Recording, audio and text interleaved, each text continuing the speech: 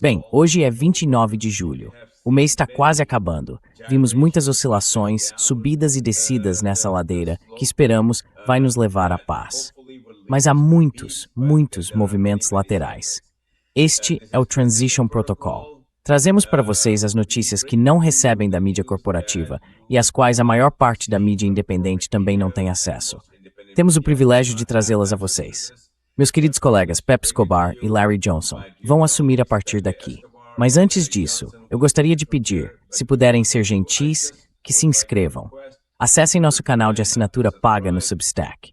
Tornem-se membros pagantes por $5. Entregaremos todos os briefings de segurança diretamente na sua caixa de entrada toda semana. Então, por favor, pode seguir, Pepe.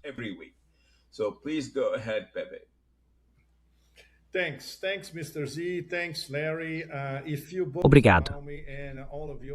Obrigado, Sr. Z. Obrigado, Larry. Se vocês dois me permitem, e todos vocês, nossa audiência, me permitem, eu quero começar por um caminho diferente em relação a Irã e Estados Unidos e ao que está acontecendo na mesa de negociações, ou ao que não está acontecendo na mesa de negociações, segundo a última informação que recebemos. E tenho certeza de que Larry terá muito a dizer sobre isso. Mas antes de mais nada, eu gostaria de me concentrar em algo imensamente importante. O ataque conjunto dos Estados Unidos e dos sauditas no Iraque. Foi contra o Hashd al-Shaabi, as unidades de mobilização popular, que fazem parte da segurança do governo iraquiano, porque estão vinculadas ao Ministério da Defesa. Elas têm total apoio da mais importante autoridade xiita do Iraque, o Ayatollah al-Sistani, e são realmente unidades de mobilização popular.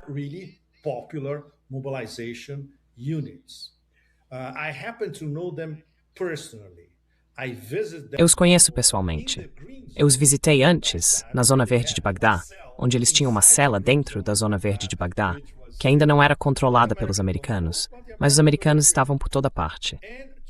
E 2 anos atrás, eu encontrei durante o Arbaim, a procissão sagrada, e conversamos de novo, mas em off, sem nenhuma interferência do governo iraquiano que estava no poder na época, o qual tivemos a oportunidade de visitar. Eu visitei o gabinete do primeiro-ministro. Era uma administração iraquiana anterior, eu diria, esclarecida. Hoje em dia, eles têm um primeiro-ministro novinho em folha. Ele é bilionário e, essencialmente, um idiota útil. Ele foi aos Estados Unidos e ficou tipo, sabe, nosso novo cara, ele é tão legal e tudo mais. Ele volta ao Iraque e há uma tentativa de instalar uma guerra civil no Iraque, às custas dele.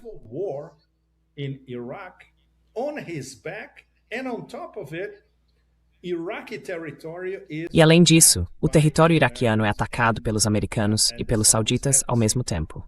Olha, temos informações muito importantes, vindas do próprio Donald Trump. Ele disse que os Estados Unidos realizaram o ataque contra as forças de segurança iraquianas. Não são forças de segurança iraquianas. São as forças de mobilização popular, que fazem parte do aparato de segurança do governo iraquiano. Trump disse que os ataques foram realizados em coordenação com o governo iraquiano. Certo, notícia de última hora para todos vocês. O presidente dos Estados Unidos está mentindo. Se o governo iraquiano tivesse concordado com o ataque às forças de mobilização popular, que estão ligadas ao próprio Ministério da Defesa dentro do território iraquiano, esse cara, o novo idiota útil, o primeiro-ministro bilionário al-Zaidi, cairia em 10 minutos. He would fall in 10 minutes. He wouldn't last in his palace seat in Baghdad. Ele não duraria 10 minutos em seu palácio em Bagdá. Então, o mais louco é que isso já tinha sido previsto pelo eixo da resistência como um todo. Isso faz parte de um ataque americano sionista em massa contra todo o eixo da resistência. E o Hashd al-Shaabi, as forças de mobilização popular, eu diria uma coalizão de forças no Iraque. São muito poderosas, muito bem armadas, têm um imenso apoio popular, algo que pude ver com meus próprios olhos quando estive no Arbaim, 2 anos atrás. Éramos um grupo muito pequeno. Fomos levados de Bagdá a Karbala para o Arbaim em um helicóptero militar. Na verdade, o governo nos levou até lá. Nos deixaram em um local a uns 10 quilômetros do santuário. Mas estávamos livres para circular, que foi exatamente o que eu fiz. But we were free to roam around, which is exactly what I did. I was roaming around and I said, look, Eu estava circulando por lá e disse, olha, me levem até os comandantes do Hashd al-Shaabi, onde quer que eles estejam. E eles levaram. E além disso, eu tinha peregrinos do Turcomenistão, do Azerbaijão, da África subsaariana, enfim. Foi uma oportunidade absolutamente extraordinária para ver como essas forças de mobilização popular são realmente populares em todo o Iraque. E agora elas estão sendo bombardeadas pelos americanos, pelos sauditas, em território iraquiano. Então, isso é algo que os iemenitas já tinham descoberto. Porque a inteligência iemeniта, e acho que já discuti isso com vocês em programas anteriores, identificou que os americanos estavam preparando uma ofensiva enorme, massiva, não só contra o Irã, mas contra todo o eixo da resistência. O Ansar Allah, no Iêmen, o Hezbollah, o Irã e, é claro, o Hashd al-Shaabi, as forças de mobilização popular no Iraque.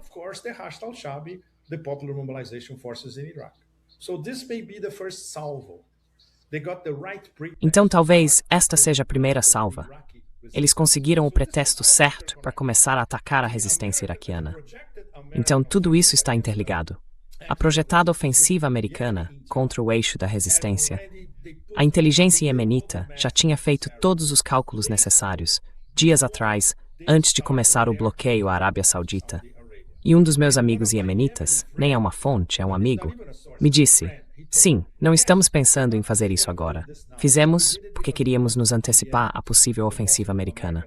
Então, para todos vocês, Sr. Zé, para o Larry e todos vocês, nossa audiência, espero que isso pelo menos dê a todos os elementos básicos para entender. Esta é uma guerra contra o eixo da resistência como um todo. Certo, Larry? A palavra é sua. Manda ver e arrebenta. Clark, to you, take it away and kill them. É bem, o otimismo que prevalecia. Então estamos aqui agora na quarta-feira e nos últimos 4 dias parecia que havia avanço na frente das negociações. Acho que isso morreu. Independentemente do otimismo ou da esperança expressos a partir do Catar ou no Paquistão, a realidade no terreno conta uma história diferente. Primeiro, a guerra com a Arábia Saudita. Agora estamos entrando somando-se à guerra dos Estados Unidos e de Israel com o Irã. Agora os sauditas vão lutar contra o Iraque, os Houthis e o Irã. E vão enfrentar um ataque em 3 frentes. E o que é tão insensato nisso é que quando você olha para o movimento popular no Iraque, eles não dispõem de enormes quantidades de infraestrutura, não dispõem de enormes reservas de energia. Eles não... Sabe, você pode matá-los quando se reúnem, mas não pode causar a eles um dano duradouro à infraestrutura que paralisaria o Iraque.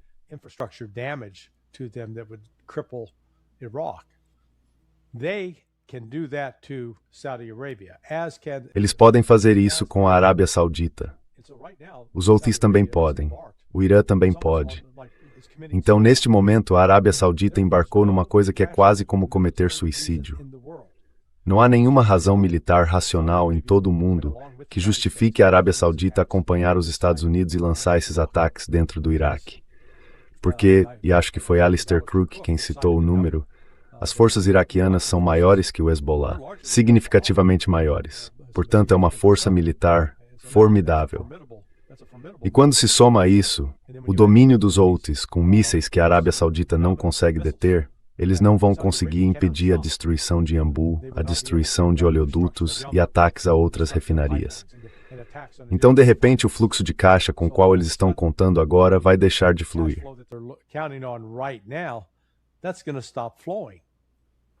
E aí o que eles fazem?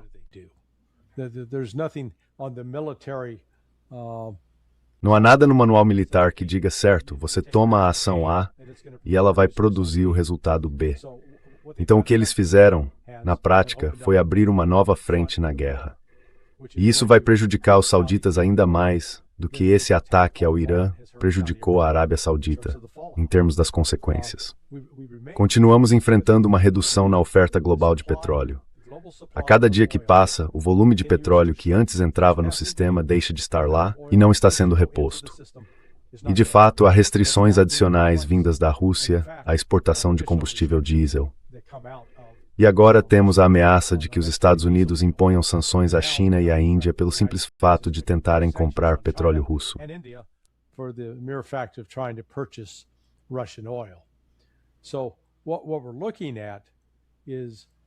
Então, o que estamos vendo são mais perturbações no mundo financeiro internacional, com graves repercussões econômicas internacionais. Agora, isso diz respeito à Índia, à China, à Coreia, Coreia do Sul e ao Japão. Essas três regiões da Ásia, junto com a costa do Golfo, nos Estados Unidos, no Golfo da América, anteriormente conhecido como Golfo do México, são as 4 regiões onde ficam as grandes refinarias construídas para processar petróleo ácido. E, quando se lida com petróleo ácido, as refinarias precisam ter. Isso significa que é um petróleo mais impuro. Às vezes, além de ter alto teor de enxofre, é o que chamam de petróleo pesado. É muito espesso, então exige um processamento adicional, por assim dizer.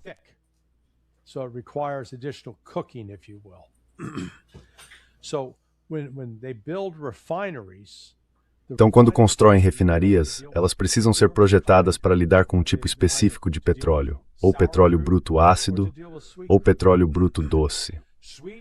As refinarias para petróleo doce são muito mais baratas de construir. Exigem menos manutenção, porque o processamento do petróleo para produzir diesel ou combustível de aviação não é tão difícil. Mas a razão de construírem essas refinarias para petróleo bruto, pesado e ácido é que há muito mais oportunidade de lucro. Essas 4 regiões agora, Índia, China e o restante da Ásia, Coreia do Sul, Japão, junto com a costa do Golfo dos Estados Unidos, continuam enfrentando escassez significativa desse petróleo bruto necessário para produzir diesel e combustível de aviação.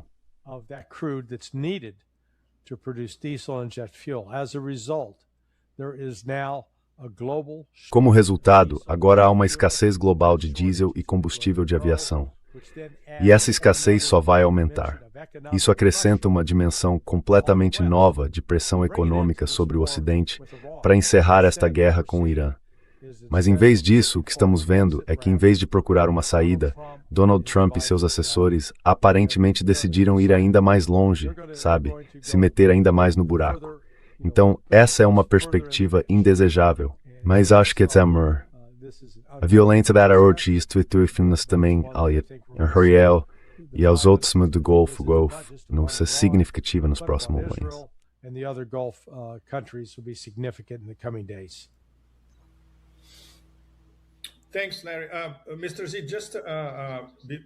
Obrigado, Larry. Sr. Zé, antes de o senhor acrescentar algo, uma coisa que pode ser bastante interessante para todos vocês, nossa audiência. Alguns números sobre a Arábia Saudita. A Arábia Saudita tem essencialmente 20 milhões de árabes. A maioria absoluta da população é contra a Casa de Saud. Obviamente, vocês nunca leem sobre isso na grande mídia americana. E há 10 milhões de trabalhadores migrantes que, sabe, não têm interesse nessa disputa.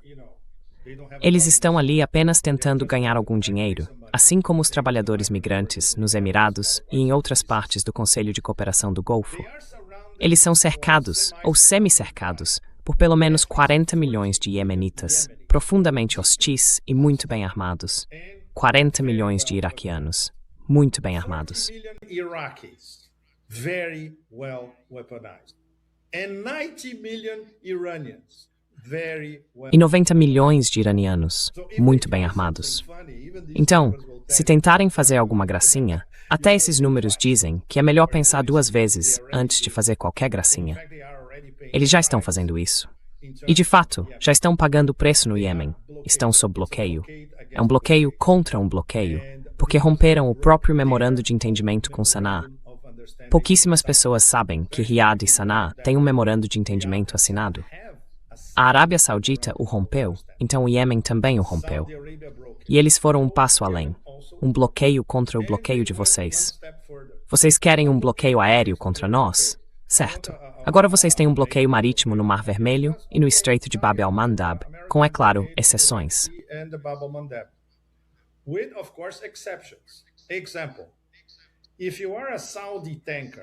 Por exemplo, se você é um petroleiro saudita, um superpetroleiro, e está exportando petróleo para a China, pode sair de Yanbu, atravessar o Mar Vermelho, cruzar Bab al-Mandab e ir direto até Xangai, sem problema. Se estiver enviando para alguns outros países asiáticos e outros clientes, ou para a Europa, esqueça. Então você está sob bloqueio e tem de encontrar um estacionamento ali por Yanbu, que é o que já aconteceu, com dezenas de petroleiros. Então, os sauditas causaram isso a si mesmos. E agora acreditam o que tem de ser um cálculo de MBS, porque ele é quem toma sozinho as decisões na Arábia Saudita. Vamos comprar briga com a resistência iraquiana. É mais do que estúpido, sabe? É uma estupidez sem qualificações. Mas é onde eles estão neste momento. Certo, Sr. Zé. Esclareça-nos com alguma outra coisa. Enlighten us with something else. I can only enlighten you with the information that I possess. Só posso esclarecê-lo com as informações que tenho, que compartilhei com você antes de começarmos. E meus contatos me dizem que eles ficaram aliviados. Uso esse termo. Ficaram aliviados durante a noite, porque quando fui até lá durante o dia naquela região, o otimismo de que tínhamos falado ontem, apenas 24 horas, não havia desmoronado completamente. E eu insisti um pouco mais e perguntei, por que vocês estão aliviados?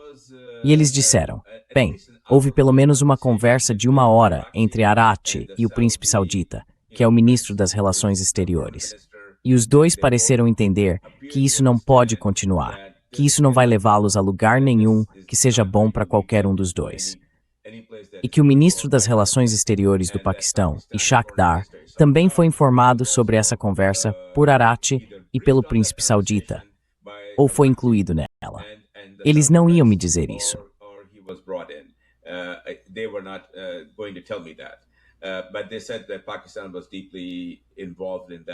Mas eles disseram que o Paquistão estava profundamente envolvido naquela comunicação. E no fim da conversa, o consenso parecia ser que precisamos baixar a temperatura. Então eu apoio total e completamente tudo que você disse e tudo que Larry disse. Só estou relatando a vocês, a partir do ângulo que eu vejo, que é o ângulo que você e eu discutimos ontem. Há um movimento e há um reconhecimento, ainda que muito fraco, de que isso precisa acabar, de que isso não pode continuar. E eles ficaram aliviados ontem à noite, quer dizer, a minha noite, durante o dia deles, porque isso não desmoronou completamente. Agora, uma informação adicional que posso dar é que o principal, e talvez o único, obstáculo real para que a conversa avance é a insistência absoluta do Irã em manter a sequência que eles estabeleceram.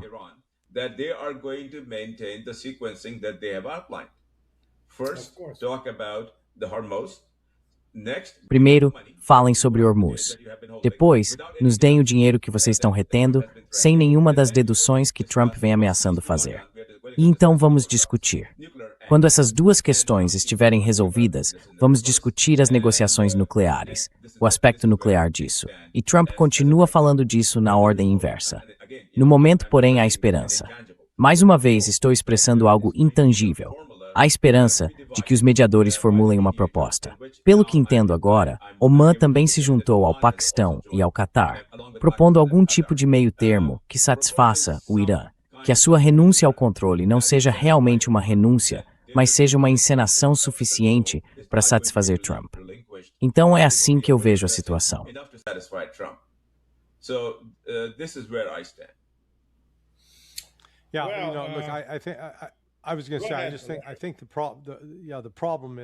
Eu ia dizer que acho que o problema é satisfazer o Trump. Essa é uma missão impossível. Trump nunca pode ficar satisfeito, a menos que seja o centro das atenções, a menos que digam a ele que é o garoto mais inteligente da sala, a menos que seja visto como, entre aspas, quem está no comando. A traição persistente do Irã por Trump pelos Estados Unidos é algo de que, francamente, acho que um número crescente de iranianos está de saco cheio. E eles não estão dispostos a se submeter a mais tentativas em que o Irã é o Charlie Brown tentando chutar a bola que Lucy, que é Donald Trump, está segurando.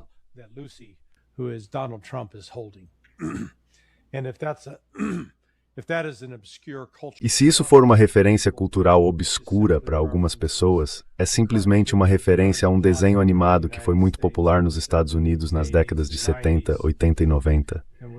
Nele havia um garotinho que, queria desesperadamente chutar uma bola de futebol americano, mas ele dependia de uma menina que era simplesmente ela era uma bruxa, era uma pessoa má, e ela dizia aqui, eu seguro a bola para você, venha chutar.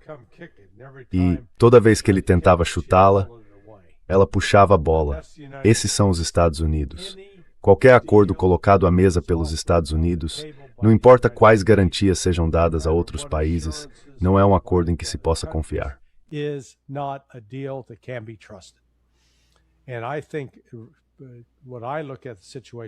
E acho que, quando olho para a situação, o Irã chegou à conclusão de que não há uma solução negociada à mesa.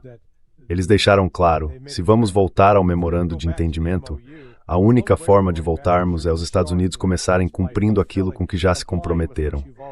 Israel sai do Líbano, suspendam o bloqueio, suspendam as sanções e descongelem os ativos. Façam isso de início, antes de qualquer outra coisa. Aí, só aí, teremos algo sobre o que conversar. Até que isso aconteça, não haverá novas negociações.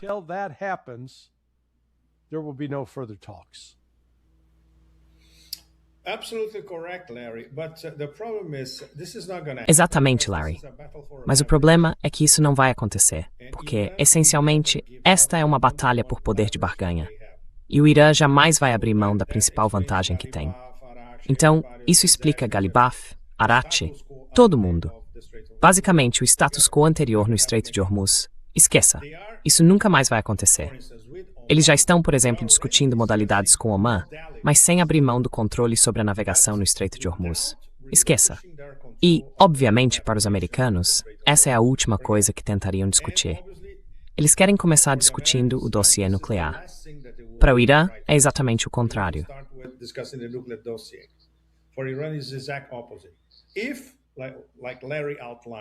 Se, como Larry explicou, vocês cumprirem os compromissos que assinaram no memorando de entendimento, no fim começaremos a discutir o dossiê nuclear. Porque todo mundo sabia, desde o início, que isso nunca foi sobre o dossiê nuclear. Esta é uma guerra pelo petróleo. Uma guerra por um ponto de estrangulamento do petróleo. Uma guerra pelo petrodólar. Uma guerra por corredores de conectividade. Uma guerra contra o Irã, porque o Irã é soberano e independente.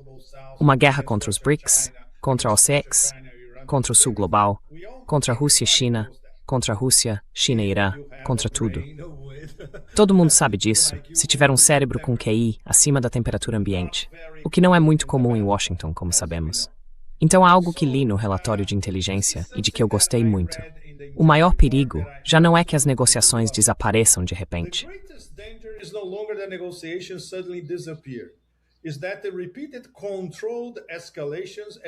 É que as repetidas escaladas controladas acabam produzindo um evento fora de controle. Absolutamente. Então agora está se estabelecendo um padrão de, certo, esta é uma escada de escalada artificial. Escalamos de forma controlada de um lado e escalamos de forma controlada do outro. Mais cedo ou mais tarde vai acontecer alguma coisa totalmente fora de controle. É óbvio. Não dá para escapar disso. As escadas de escalada militar, normalmente, Larry sabe disso muito bem, não acabam bem. Alguma coisa tem que se romper. E quando se romper, será de uma forma militar. Os iranianos não estão preocupados com isso. Como sabem os mediadores paquistaneses, os iranianos estão dizendo, certo, mesmo que exista uma minúscula janela de oportunidade de 0,1% para a diplomacia, nós, certo, vamos tentar.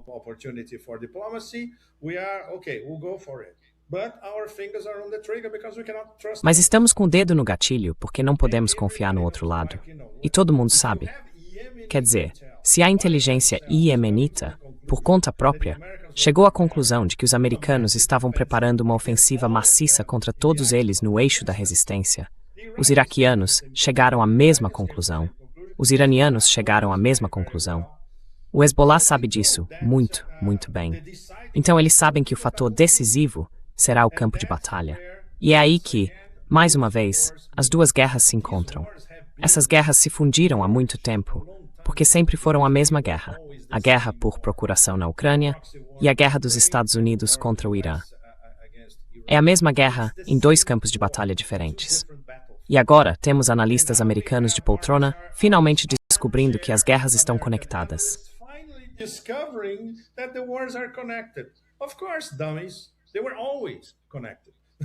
Claro, seus idiotas, elas sempre estiveram conectadas.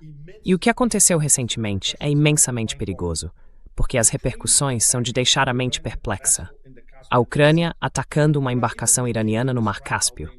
Nem dá para começar a descrever o quanto isso é perigoso, porque isso é essencialmente a OTAN atacando o Irã no Mar Cáspio, que é um lago russo-iraniano.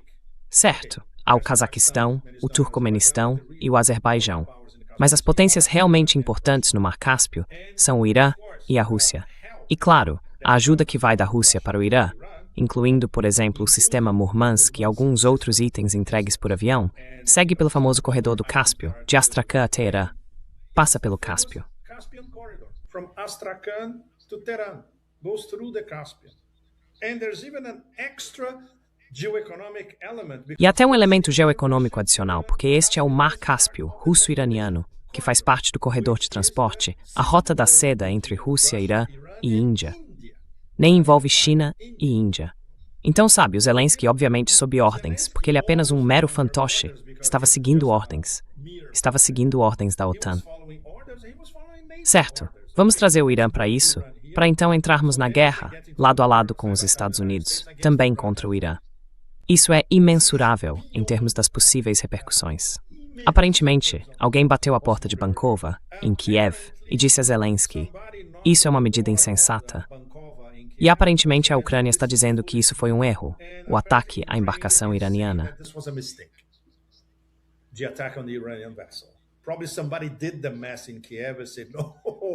Provavelmente alguém fez as contas em Kiev e disse não, agora chega, para nós, acabou. Mas nunca se esqueçam de que a OTAN, como um todo, vai continuar tentando. Eles estão perdendo para a Rússia, então também querem entrar no outro campo de batalha e talvez conquistar uma vitória contra o Irã, lado a lado com os Estados Unidos. É imensamente perigoso. Então, o tabuleiro de xadrez fica cada vez mais complicado a cada minuto. Na verdade, o que podemos fazer? Tentem se colocar no lugar dos mediadores, os paquistaneses, os omanenses e os qatarianos. É um trabalho de Sísifo, sabe? Eles estão empurrando montanha acima uma pedra do tamanho do Himalaia. E como o Larry acabou de dizer, é absolutamente impossível fazer Donald Trump assinar e respeitar um acordo.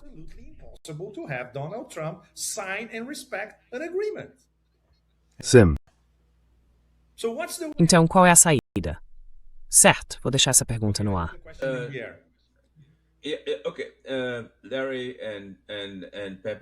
Certo, Larry e Pepe, é claro que eu apoio completamente tudo que vocês disseram.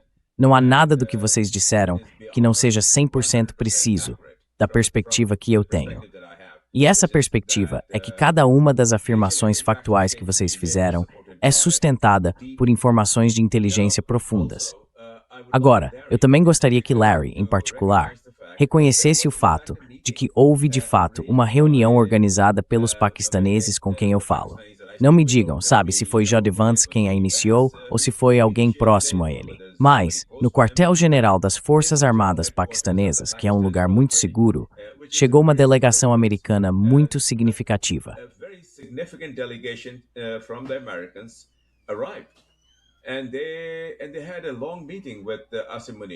E eles tiveram uma longa reunião com Azim Munir. Como resultado, Azim Munir escreveu uma carta pessoal ao líder supremo, que foi bem recebida. Então quero dizer, claro, estamos lidando com a insanidade de Trump todos os dias, a cada minuto do dia. Nós, como americanos sentados aqui, vemos isso. Testemunhamos o caos, a loucura absoluta que sai da boca dele e da Casa Branca. Mas também há outras forças. E o que me disseram, e o que acredito que represente a posição dos mediadores, é a esperança de que acontecimentos fora do controle dele acabem se impondo sobre ele, como a escassez de petróleo.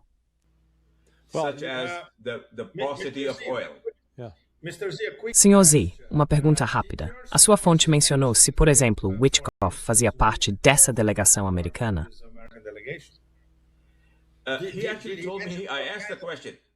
Na verdade, ele me disse, eu fiz a pergunta, que tipo de pessoas estavam nessa delegação? Sim, eu fiz essa pergunta especificamente porque queria saber se era uma delegação séria ou se era um circo, sabe, com Witkoff e Kushner nela. E o que esse representante me disse foi que, pelo que ele entendia, Witkoff e Jared não estavam lá. E essa foi a única razão que me disseram para Azim Munir sequer ter concordado em se reunir com eles. Ele não iria se encontrar com Witkoff e Jared. Então sua fonte presumiu, embora não tenhamos 100% de confirmação, que essas pessoas estão ligadas ao gabinete do vice-presidente. É isso. Vice President. Is that it? Uma forte suspeita, sim. Yes. But see, here's the problem. Here's the problem. Vejamos, esse é o problema. Este é o problema. Até as suas fontes reconhecem que a posição de J.D. Vance é que a questão nuclear precisa ser tratada logo de início, e não adiada. E a posição do Irã é absolutamente não, o oposto. Isso não é, sabe, uma questão para negociação. Não é uma questão em que, sim, se os Estados Unidos quiserem que as conversas avancem, terão de ceder, porque o Irã não vai ceder nessa questão. Ponto final. Eles jamais vão ceder nessa questão até que os Estados Unidos cumpram o que prometeram fazer no memorando de entendimento. Pode haver comunicações, podem ser transmitidas mensagens de Washington para o Paquistão, e do Paquistão para o Irã, ou do Catar para os Estados Unidos e do Catar para o Irã. Mas a decisão fundamental no que diz respeito à questão central é que a prioridade nuclear precisa ser resolvida primeiro. De jeito nenhum o Irã concordará com isso.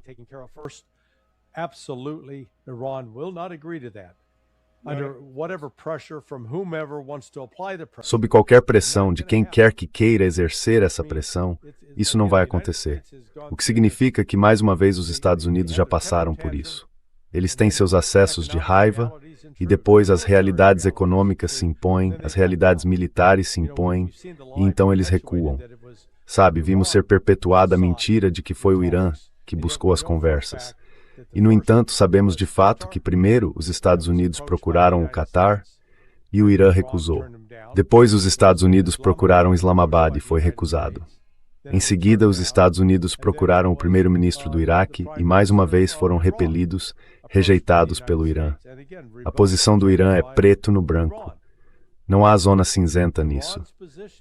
E até que os Estados Unidos estejam dispostos a fazer isso, e a minha avaliação é que os Estados Unidos não estão dispostos a fazer isso, esta guerra vai continuar.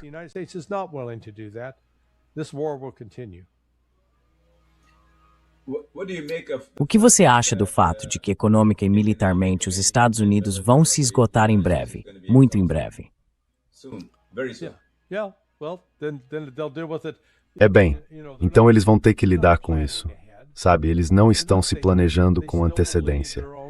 Ainda acreditam nas próprias mentiras, que conseguem resistir, que conseguem durar mais do que o Irã não é tão poderoso, não é tão forte, e que os Estados Unidos podem, no fim das contas, obrigar o Irã a se render. Isso não é verdade em termos do que realmente pode acontecer. Mas o fato de os Estados Unidos acreditarem nisso determina o que está acontecendo. E acredito que será a realidade econômica e a realidade militar, da falta de sistemas de armamentos, que finalmente forçarão os Estados Unidos a, se quiserem pôr fim a isso, terão de fazer concessões ao Irã. Mas acho que antes de chegarmos a esse estágio, veremos uma guerra ampliada dos sauditas contra o Iraque e o Iêmen, e em menor medida, contra o Irã.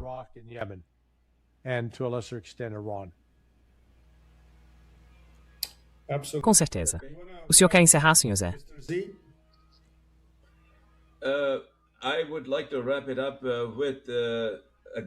Eu gostaria de encerrar com, mais uma vez, infelizmente, muita realidade que não é muito favorável a nada que alguém queira ouvir. Mas a pequena esperança que expressei a você antes de começarmos, que foi um alívio, na verdade não foi uma esperança. Foi o alívio do meu contato de que as coisas não tinham desmoronado. Quero dizer, ele ficou aliviado por não ter desmoronado. E houve então um leve grau de otimismo de que a realidade econômica e a realidade militar vão alcançar certos setores em Washington, o que obrigará Trump a entender que isso não pode continuar sem um colapso total na frente econômica e uma incapacidade completa na frente militar. Bem, vamos manter os olhos abertos, e nossas fontes continuarão se comunicando conosco.